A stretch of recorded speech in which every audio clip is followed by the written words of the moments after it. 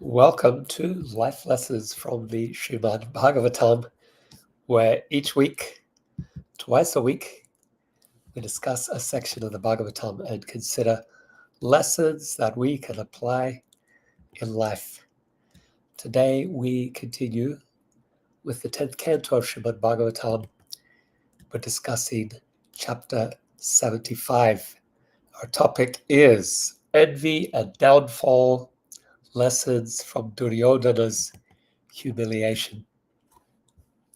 Before we begin this discussion, as we give time to our friends to arrive, let me recite some verses of invocation from the Srimad Bhagavatam. And in the meantime, if you would like to say hello, please do so. Just say hello there in the chat. I saw a message there from Salai, who says, Hare Krishna Prabhuji. Welcome, Salai. Thanks for joining. Srimad Bhagavatam, first canto, chapter 3, verse 40. Idam Bhagavatam Nama Puranam Brahma Samhitam Uttama Shloka Charitam Chakara Bhagavan Rishi Nishreyasya Lokasya Dhanyam Swastyayanam Mahat. This Srimad Bhagavatam is the literary incarnation of God, and it was compiled by Srila Vyasadeva, the incarnation of God. It is meant for the ultimate good of all people, and it is all successful, all blissful, and all perfect. First Canto, chapter 3, verse 41. Taridam grahayam asa sutam atmatvatam varam sarvamedi tahasanam sharam sharam samudritam. Srila Vyasadeva delivered it to his son, who is the most respected among the self-realized, after extracting the cream of all Vedic literatures and histories of the universe. Text 42. Satu samshravayam asha maharajam parikshitam prayopaya vasatam gangyam paritam paramarshibi. Sukadeva Goswami, the son of Vyasadeva, in his turn delivered the Bhagavatam to the great Emperor Parikshit, who sat surrounded by sages on the bank of the Ganges, awaiting death without taking food or drink. We'll chant one more verse. First Canto, chapter 3, verse 43. Krishna svadhama pagate dharma janari bisaha Kalo Nastadrisham Esha Puranarko Danodata. This Bhagavata Purana is as brilliant as the sun, and it has arisen just after the departure of Lord Krishna to his own abode, accompanied by religion, knowledge, etc. Persons who have lost their vision due to the dense darkness of ignorance in the age of Kali shall get light from this Purana.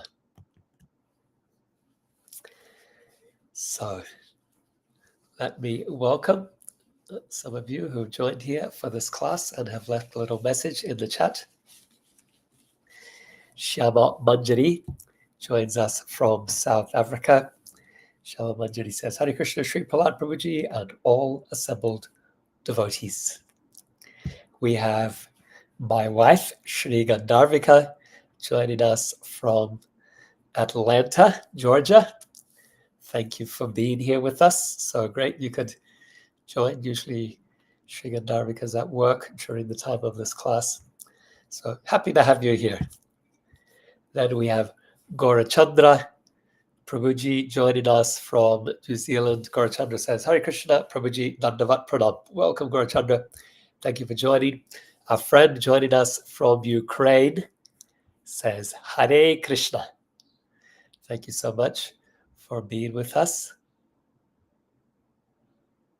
So I think the name says Gauri Tidas, but recently Shri Gandharvika told me it's something different. So maybe you can correct me again. consider it as you're on the call. And Ananda Kirtan joins us from Australia. Ananda says, Hare Krishna, great to see you again. Thank you for joining, Ananda, either from Sydney or Moolumba. And I think there's been a time change, right? So it's going to be earlier for you. And we're grateful that you were able to make it nonetheless. Kirtina, joining us from Norway, sends gratitude and flowers. And we have Alicia here as well, joining us from Auckland, New Zealand. Alicia says, Kia ora, Prabhu, I hear you're coming to New Zealand in September. There's a great reveal there, Alicia. Not everyone knows it. So yes, indeed, I am very excited to be coming to New Zealand in September. On Insta, we have some friends with us as well. Madhuvani Kirtan, KKS, says, Hari Hari. Welcome, Madhuvani. Thanks for joining us. We have Mangesh Go, says, Hare Krishna. Thank you for joining, Mangesh. And earlier I saw Bhagavatam says, Hare Krishna Prabhu. Welcome, Bhagavatam. Thank you for being with us. So grateful to have you here. Felix, joining us from Melbourne, says, Krishna Prabhu, I'm from Australia, Victoria. I remember you, Felix. Great to see you. And then we have Janaki joining from Hungary. Janaki says, Hare Krishna, excited to be here today. Well, I'm excited that you're all here. I'm excited that you're here, Janaki. And I'm excited that Sharina Parma says, Hare Krishna, excited to be here today. Oh, okay. So Janaki said Hari Bol from Janaki in Hungary. Sorry, I mixed up the messages. Radhe Shyam, HDGBBT, says Hare, Hare. And then Srina Parma in South Africa says, Hare Krishna, excited to be here today. Sorry, I mixed up your message. And we have Nikunja also joining us from Auckland, New Zealand. Nikunja says, Hare Krishna, Shri Prahlad Prabhu. I'm very excited to see all of you. I was thinking with the time change, we might not see many of you, but here we all are. I'm so grateful that you managed to account for your time change in Australia, New Zealand. I'm not sure how South Africa was affected, but I know Australia and New Zealand had a time change over the weekend. So I changed the time for this regular class, I think 1 hour earlier than it has been for some months. So very, very happy to have you here. Thank you all for making that extra effort, keep up with the time changes, and to still make the class. Yeah, I'm looking at 2 cameras. So if you see me turning my face one side or another, we have 1 camera for Facebook and YouTube and another for Instagram. So that's what's going on. All right, shall we get started with this class? We've had all the welcomes and the greetings and the invocatory prayers and the mantras, and now we come to our topic for today. Once again, we continue with the 10th canto Srimad Bhagavatam. It's the 75th chapter that we are up to now. We're making good progress through the 10th canto. We'll be able to finish the 10th canto in the next couple of months, I think. Our topic, envy and downfall, lessons from Duryodhana's humiliation. And if you remember from our previous class, we were discussing Yudhistira Maharaja's Rajasuya Yajna. What a grand festival it was. A festival of what a great sacrifice it was. Kings had assembled from all across the earth. And Yudhistira, he took the opportunity to glorify Krishna, to honor Krishna before all the kings of the world. And so this made Shishupal angry, and Krishna chastised Shishupal by killing him, but also liberating him. So there's a benediction as well.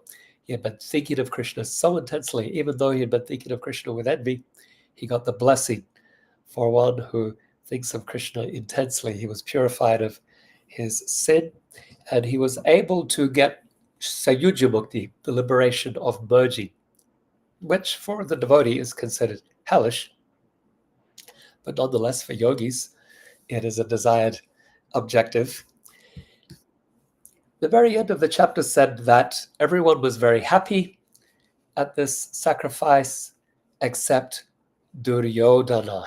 So that's where we pick up. Duryodhana. He wasn't happy. And Pariksit Maharaj is going to ask about that. Why wasn't Duryodhana happy? Om Namo Bhagavate Vasudevaya. Om Namo Bhagavate Vasudevaya. Om Namo Bhagavate Vasudevaya. We're going to discuss this chapter under 3 headings. 1, allocating services, verses 1 through to 7. Second topic, concluding ceremonies, verses 8 through to 30. And our third topic, Duryodhana's humiliation, verses 31 to 40. So this chapter opens with Pariksit Maharaj asking a question of his teacher, Sukadeva Goswami. He said, according to all that I've heard, all the assembled kings, sages, and demigods were delighted to see the wonderful festivities of Yudhistira Maharaj's Rajasuya Yajna, except Duryodhana. Please tell me why this was so. So Sukadeva Goswami, he replies not immediately, but by providing more context.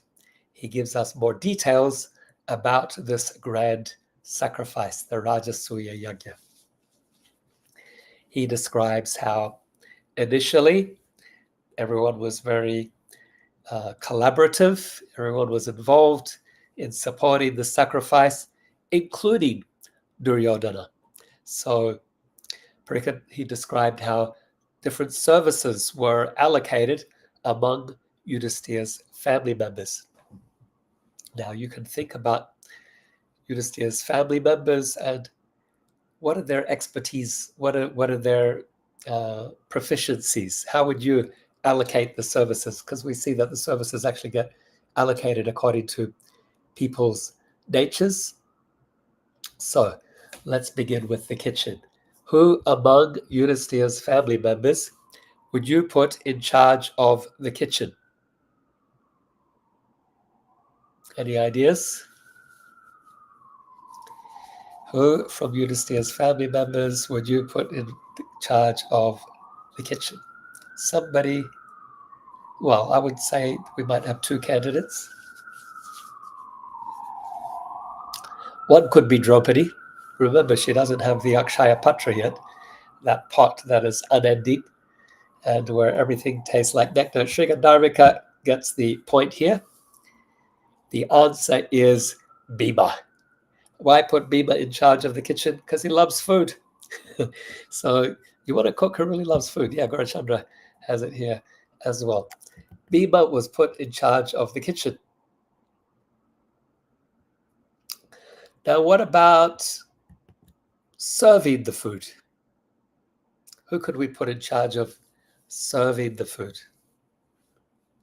Well, that would be my second candidate for the kitchen.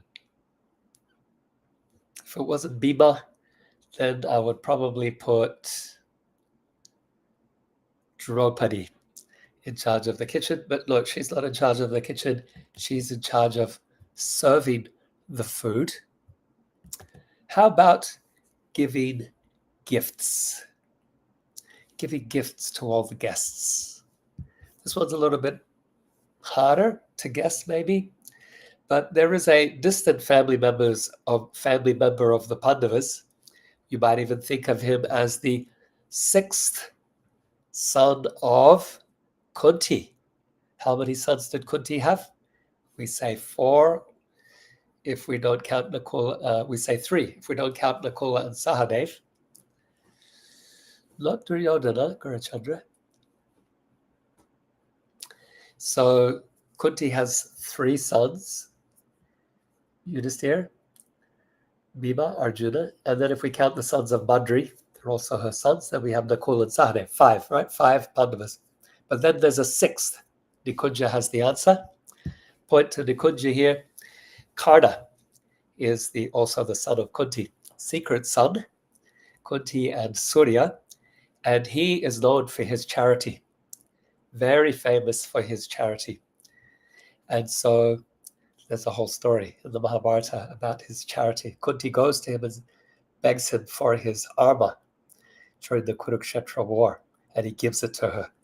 Special armor that the sun god had given him to protect him on the battlefield, and he gave it to Kunti, which meant that he was basically exposing himself to being killed by Kunti's other sons, the Pandavas. Karna is in charge of charity, in charge of giving gifts, Let's see, who would you put in charge of your treasury? This could also be a trick question, but it shows us how collaborative the relationships were and the trust that was there between Yudhistira, the Pandavas, and then his broader family, his cousins. Okay, so let's think then. Who among his family love wealth, like so much? Really love wealth and power? That you might put them in charge of the treasury, or you might not, because you might think, oh, can I really trust this person? In charge of the treasury was Duryodhana. Gives us a sense of the collaboration, though. A lot of trust. Yudhistira Maharaj put Duryodhana, the same person who was trying to steal the crown from him, in charge of the treasury during the sacrifice. Arjuna, he was in charge of looking after the elderly guests, respected elders. Nakula, he was in charge of getting needed items. Sahadev was in charge, he was the usher, receiving guests. Let's see. And then the most wonderful of all the services that gets taken up, or the most wonderful display of service in all of this, is the role that Krishna took on. Anyone know what that was? What role did Krishna take in this sacrifice? It's really astonishing, actually. Krishna took the role of washing the feet of the guests at Yudhistira Maharaj's sacrifice. So that is quite amazing. And we can pause here to reflect on this. Yeah, there, Gaurachandra has given the answer. Nikunja has given the answer as well. Well done, both of you. So this is amazing. In volunteering, it wasn't that Krishna was asked. He took this on himself. And in doing so, he indicates how much he loves his devotees. He indicates how much he loves his devotee, Yudhistira Maharaj. And this should also give us a hint. If Krishna loves his devotees so much that he, God, is going to become the foot washer for Yudhistira's guests, the guests at Yudhistira's sacrifice, how much does he love his devotees? And if I want to attract Krishna's love, let me do it by attracting the mercy of his devotees, whom he loves so much. If we please those devotees and they love us and recommend us to Krishna, then there's no way he'll be able to refuse us. So by loving and serving Krishna's devotees, we attract Krishna's grace. Yasyat prasadan bhagavat prasado, yasyat prasadan nagati kutopi. By the mercy of Guru, we get Krishna. By the mercy of Krishna, we get Guru. This is the relationship, the intertwinement of hearts between Krishna and his devotees. Krishna se tomara, Krishna dite para, tomara shakti ache. Bhaktivinoda Thakur, he says to the Vaishnava Thakur, he says, Krishna, you can give Krishna. Krishna is yours. Krishna se tomara. Krishna dite para. Therefore, you can give Krishna to others. Tomara Shakti Ache. You have that power. So, once again, if you want to endear yourself to Krishna, if you want to attract Krishna's mercy, do it by endearing yourself to his devotees. If you make yourself the object of the mercy, the love, and the affection of Krishna's devotees, there's no way that Krishna can refuse you. That is our process. Let's go then to our second topic, the concluding ceremonies. So remember, Sukadeva Goswami is backtracking. In the previous chapter, he told us how at the end of the festivities, everyone went home. But then Parikat's asked this question here in the beginning of this chapter. Why was Duryodhana not happy? And so he's giving us more detail. He's telling us about how there was a mood of collaboration at this festival. And now he's going to tell us about how joyful this ceremony was. He says, when the sacrifice was complete, Yudhistira Maharaj, he adorned the priests and all the exalted members of his family, as well as all the exalted guests in the assembly, with sandalwood paste and flower garlands. He gave them beautiful gifts of new clothing. And then everyone went to the bank of the Yamuna to perform a ritual bathing that marks the end of the sacrifice. As they went to the Yamuna, there was this grand procession. There were female dancers who performed with great joy. There were choruses of singers. There were instruments that were played loudly, like venas and flutes and hand cymbals, and their melodies reached the heavens. There were soldiers marching, the armies of the Yarus and the Kambojas and the Kurus and the Kekayas and the Koshalas. As the soldiers marched and the earth was made to tremble.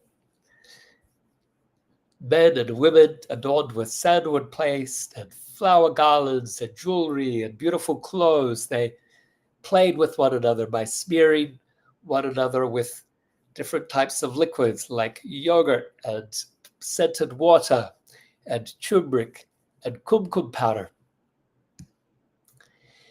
Yudhistira Maharaj's queens, they also came out and they were part of that procession, riding on chariots and observing the fun. They looked like demigoddesses who sometimes appear in the sky in celestial aeroplanes.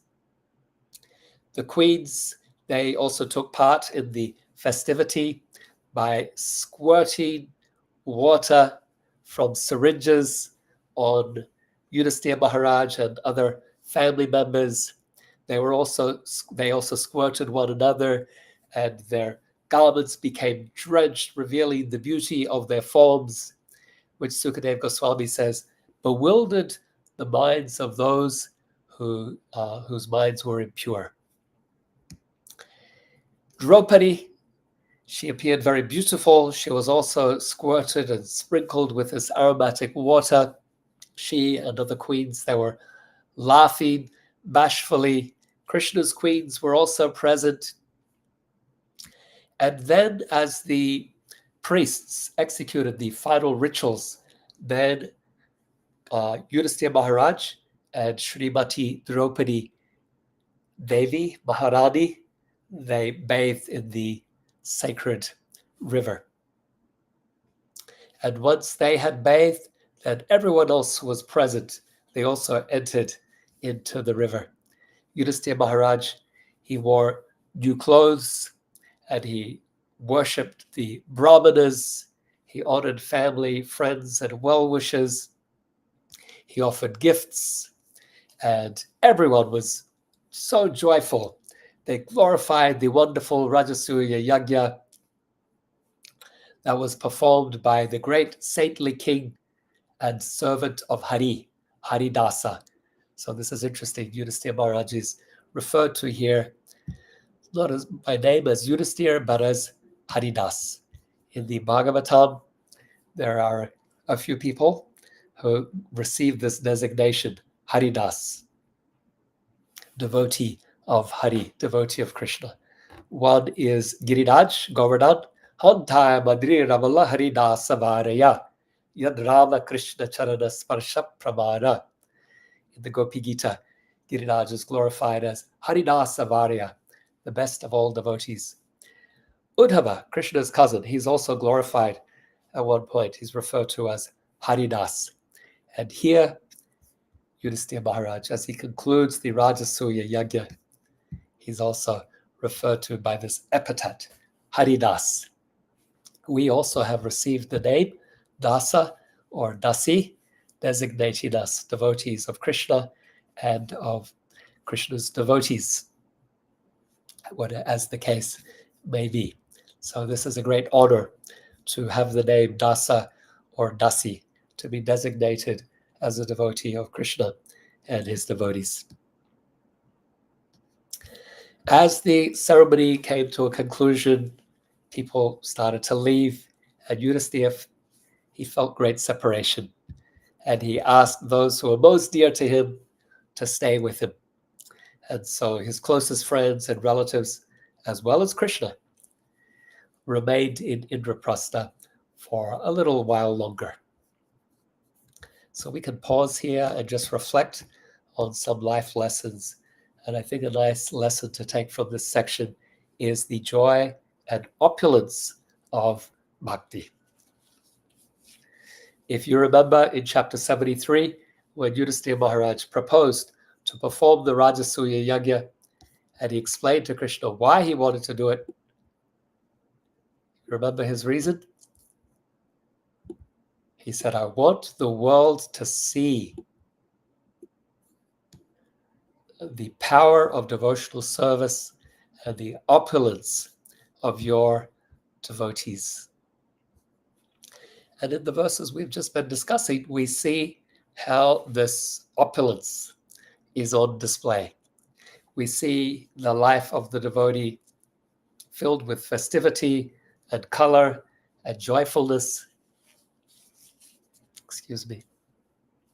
And even to this day, when people describe the Hare Krishna people, they describe people who are happy, who are joyful, who worship with singing and dancing and festivity and color. And that's what we show people at our festivals, and for anyone who engages in deity worship as well. That's what we experience day to day. We offer incense and we offer lamps and we dress the deities in beautiful clothes and we offer flowers and we wave chamber whisks and ring bells, and it's so colorful and opulent and beautiful. And when we take this to share with people as festivals, as Harinam Sankirtan, then we take that beauty and joyfulness and we share it publicly as well. The Mayavadis of Benares, they criticized Lord Chaitanya for this. They thought that spiritual life has to be about a solemn rejection of life and a focus on renunciation. But that is not the way of bhakti. For the devotees, as we read here, we take a lesson about the importance of bhakti as a celebration. And we also have a sense in Yudhistira Maharaj's desire for performing this sacrifice that this is a joyfulness that we also share with the world, demonstrating that devotion to Krishna is a path filled with beauty and happiness and love. And by living a life of vibrant bhakti, the bhakta, the devotee, not only enriches their own spiritual journey, but also serves as a beacon of joyfulness and devotion, inviting others to explore and experience this jubilant path of devotional service. Let's go to our third section. This is where Parikit's question will be answered. He's received a background. Parikit Maharaj has provided, Sukadeva Goswami has provided a background now. Collaboration, beauty, festivity, joyfulness, opulence, everyone is very happy, but Duryodhana, he burns with envy, seeing this opulence and beauty and celebration and joyfulness.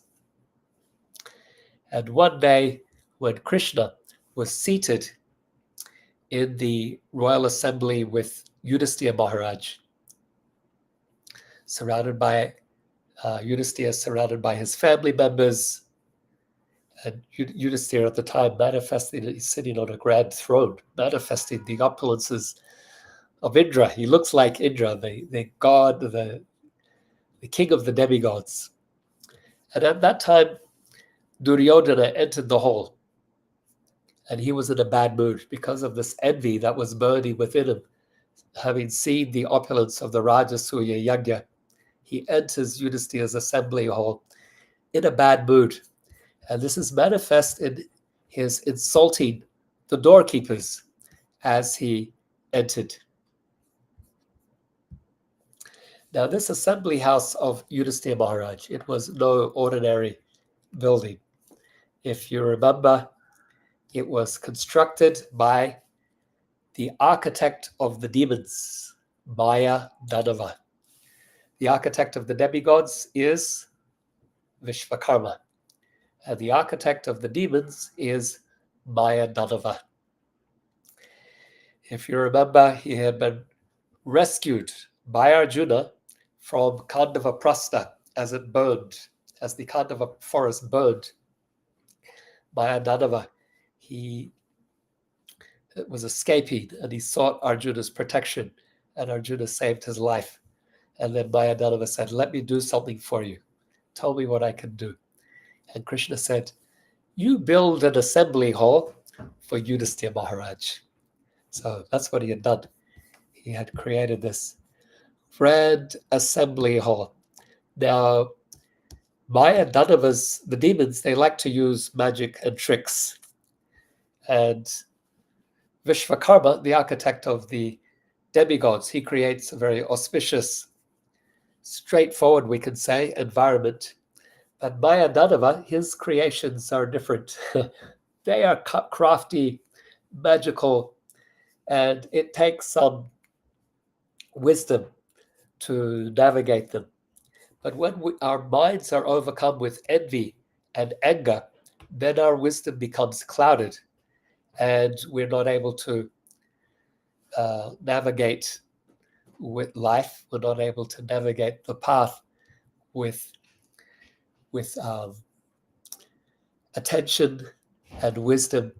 And so Duryodhana, he became confused in that environment. As he entered Yudhistira's assembly hall, he mistook the parts of solid floor for water, and as he walked along those sections of the palace, he was lifting his garment so as not to be wetted by the water. And in other places, he mistook water for solid ground, and he ended up falling into the water. And when he did so, Bhima and others in the court, they laughed. There was also a moment where he mistook a doorway for he mistook a closed doorway for an open pathway to walk through. And so he banged his head and fell down. And so like this, Duryodhana was bewildered by this construction, this palace, the assembly hall of Yudhistira. Bhima continued laughing. Some of the ladies, they also laughed. Yudhistira Maharaj felt great compassion for Duryodhana. He felt very sorry for him, and he tried to stop Bhima and the others from laughing. But Krishna, with his eyes, he indicated that they should continue. He encouraged them in their laughter. And so Duryodhana felt embarrassed and insulted, and he left the assembly hall in great anger. Not only did he leave the assembly hall, but he left Hastinapur. He left Indraprastha for Hastinapur. He left the capital of Yudhistira Maharaj and the Pandavas for his own capital. When he did so, then the saintly persons, the brahmanas and other saints who were present, they cried out, "Alas, alas," because they could see that something terrible would come from this. Duryodhana would seek revenge. He would do something drastic to avenge the insult. And so they cried out, "Alas, alas." And Yudhistira also felt very sad. But Krishna, Parikshit Maharaj said, Krishna, whose mere glance had bewildered Duryodhana, remained silent because his intention was to remove the burden of the earth. So this is very telling. The commentaries by the acharyas, they actually say that, yes, Duryodhana, he was bewildered by Mayadanava's architecture, but he was actually bewildered. The more significant bewilderment came from Krishna's glance. Krishna wanted Duryodhana to be insulted and humiliated and angered. Why? Sukadeva Goswami says, for his intention was to remove the burden of the earth. So we can pause here. This is the end for this chapter, where we can just discuss some life lessons. One is that we see the destructiveness of envy. Duryodhana's envy on seeing the opulence of Yudhistira Maharaj's sacrifice, and then his palace constructed by the architectural genius Mayadanava, now sets the stage for his downfall. Envy has blinded his vision, and now anger will blind his judgment or cloud his judgment. It's already led to these embarrassing missteps, but further ramifications, echoes will come from this. We see how his envy here caused him to literally mistake water for solid ground and vice versa. So there's a lesson for us, how ego and envy can cloud our vision and our ability to navigate the journey of life. Our perceptions are distorted, not enabling us to see things as they are. So first lesson, the destructiveness of envy. The second lesson we can discuss here is about curbing the folly of envy. So Duryodhana's mistakes led to laughter, humiliating laughter. And while Yudhistira felt compassion and he wanted to curb that laughter, showing the nature of the Vaishnava, the compassionate heart of the Vaishnava, Krishna, however, encouraged it, indicating a deeper lesson that sometimes our ego needs to be humbled for there to be proper growth and realization. When we are humbled by life, when we are humbled by the mistakes we made, we can see this also as mercy, that we need to be humbled in order to develop insight and realization. Finally, the last and most important point is Krishna's will.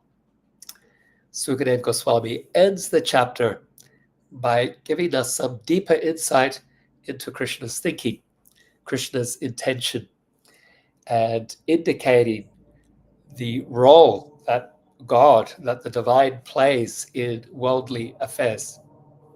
Krishna has remained silent, but Sukadeva has revealed to us his intention to remove the burden of the earth, indicating how sometimes the divine God, Krishna, will intervene in our lives to correct our paths, even though it might not immediately be understandable by us. We may not be able to appreciate it in the moment, but we should have faith that Krishna has some intention.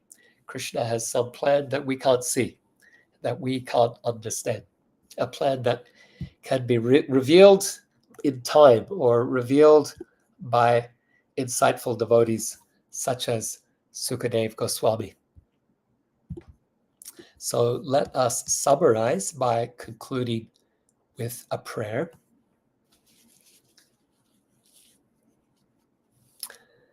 Beloved Krishna, as Yudhistira sought the sanctity of devotion in the heart of the Rajasuya Yajna, as the moon draws the tide, so does the love of your devotees draw us closer to you. In serving them, we serve you, entwining our hearts with yours. May our lives lived be a festival of colors, echoing the joy of Bhakti, where every song sung in your name is a petal laid at your lotus feet. Teach us to walk in humility, adorned with the garlands of compassion, and let our hearts be vessels of your love. You have showed the way through Duryodhana's fall and Yudhistira's grace, leading us from the shadows of envy to the dawn of understanding, where every soul is viewed as your part and parcel. In the silence that follows the storm, may we find the peace that dwells in the sanctity of surrender to your will. O Krishna, remover of the world's burdens and harbinger of bliss.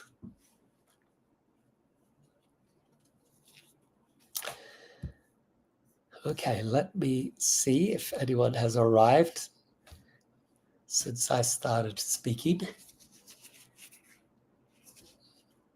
Okay, yes. We're going to go from the bottom here. Saranagati Nasi on Insta. Sunevi Glover on Instagram as well. OJ Williams. Bidal Patel, thank you for being here. Joan has also joined us from Australia. Thanks for being here, Joan. Shama Manjari has a comment. Thanks, Prabhuji. Beautiful prayer and class. Thank you, Shama Manjari. Katuria is with us. Gopi B is with us. Lalita Kishori Devidasi. Disha Pandit says, Hare Krishna, it's 2 o'clock in India. Is that 2 o'clock in the morning? 2 a.m.? If so, either way, thank you so much for joining and being part of this class. Yeah, I think it is 2 o'clock in the morning in India. So yeah, Disha, thank you so much for joining us at your 2 a.m.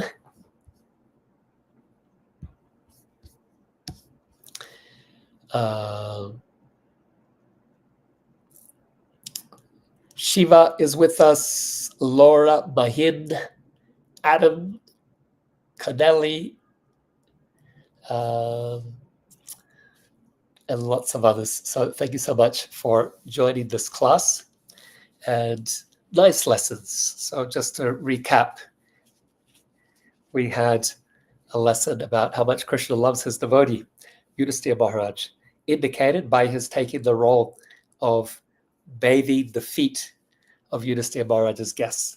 He drove Arjuna's chariot. He acted as Yudhistira Maharaj's messenger. And here he also took the role of the foot wash, the foot bather for Yudhistira Maharaj's arriving guests.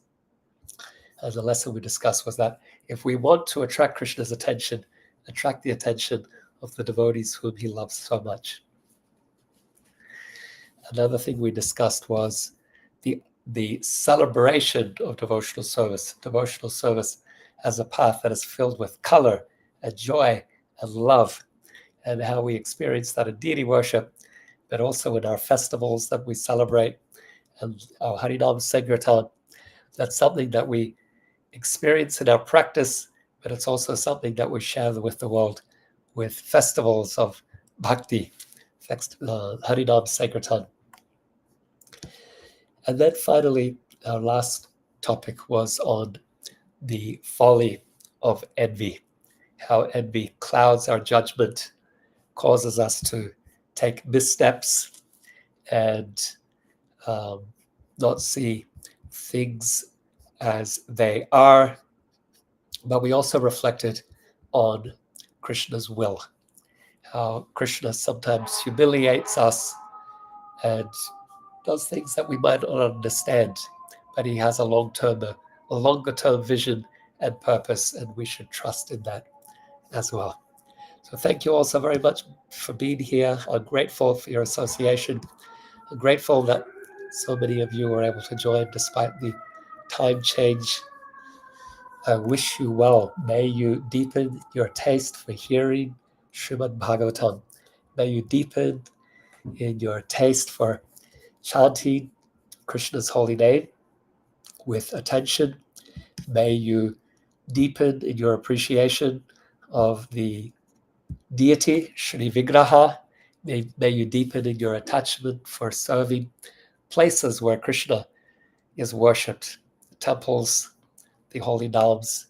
May you deepen in your love for Vaishnavas and take every opportunity to cultivate loving relationships with Vaishnavas, to serve Vaishnavas, whether they are your juniors, whether they're your peers or your seniors.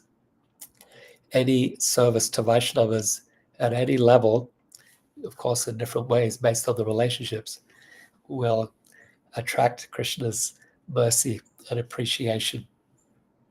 And as your heart softens through these practices of bhakti, may you also be moved to share the treasures of bhakti with compassion. I wish you all well. Grantharaj Srimad Bhagavatam ki jai, Srila Prabhupada ki jai, Samaveta Bhaktivinoda ki jai, Nitai Gaur Premanand